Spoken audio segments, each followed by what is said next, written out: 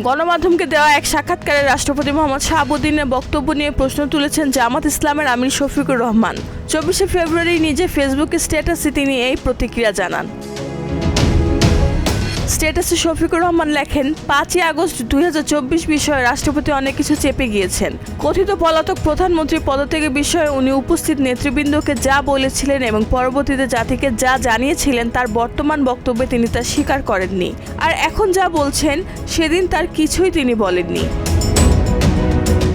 তিনি প্রশ্ন তুলেন, কোটি কোটি মানুষ যা শুনলো এবং সেদিন তিনি যা বললেন আর এখন যা বলছেন তার হিসাব রাষ্ট্রপতি মিলিয়ে দেবেন কি?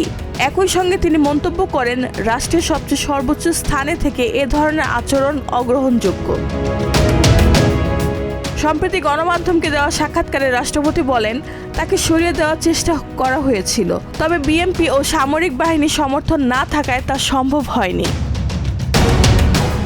রেহানা বেগম, প্রজন্ম 24।